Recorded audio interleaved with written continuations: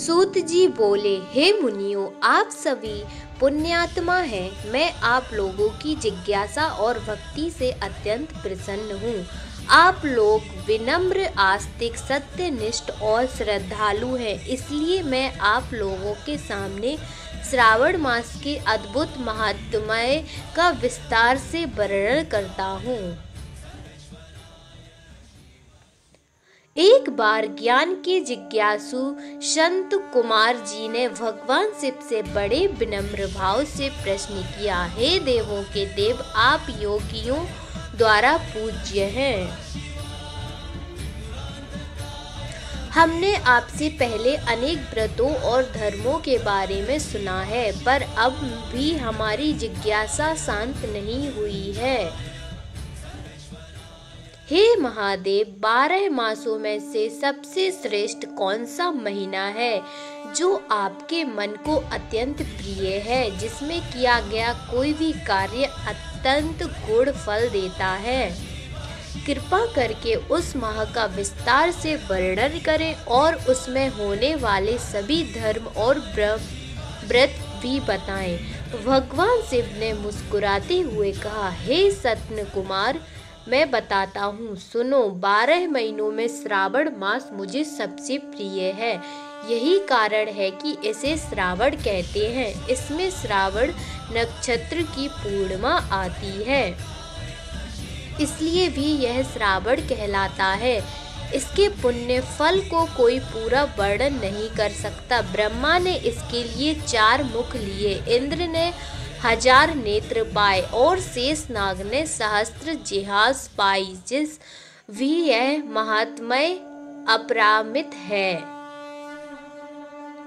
यह महीना सब व्रतों का सार है। इसमें एक भी दिन ऐसा नहीं होता जब कोई व्रत ना हो। हर तिथि और दिन विशेष पुण्यकारी माने जाते हैं।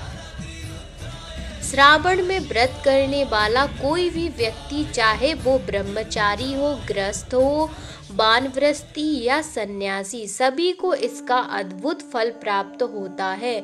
दुख, संकट, इच्छाएं और सभी समस्याएं इस महीने में शिव भक्ति से दूर हो जाती हैं।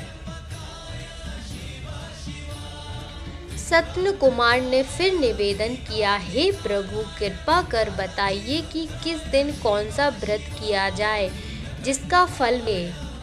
तिथि पर किस देवता की पूजा करनी चाहिए, किस व्रत की क्या विधि है, आपके लिए यह मास इतना प्रिय क्यों है?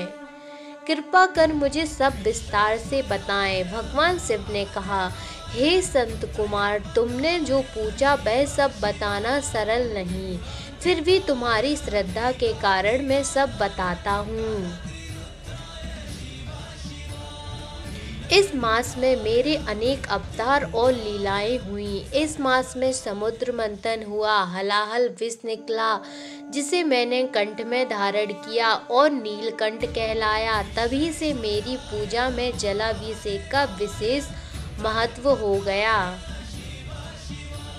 सावन में प्रत्येक दिन शिवलिंग पर चढ़ाना, व्रत रखना और नियमित पूर्ण पूजा करना महान पुण्यदायी होता है। इस मास में भगवान विष्णु योग निद्रा में जाते हैं और सृष्टि का संचालन मेरे हाथ में रहता है।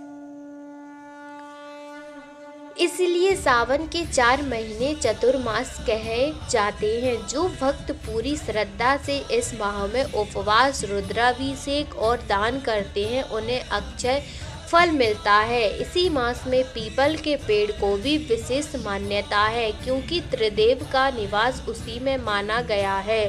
ब्रह्मा, विष्णु और मैं स्वयं, शक्ति, दुर्गा, गणपति, सूर्य, श्री हरि सभी मेरे स्वरूप में समाहित हैं। मैं शिव हूँ, कल्याण स्वरूप, और हर हूँ पापों का नाश। इस प्रकार सावन मास में किया गया हर तप, व्रत, दान और पूजा कई गुना फलदायी होता है और मोक्ष भी मिलता है। इस प्रकार स्कंद पुराण में ईश्वर और संत कुमार संवाद में सावन मास महात्म्य का पहला अध्याय पूर्ण हुआ। मिलते हैं अगले अध्याय में, देखना ना भूलें।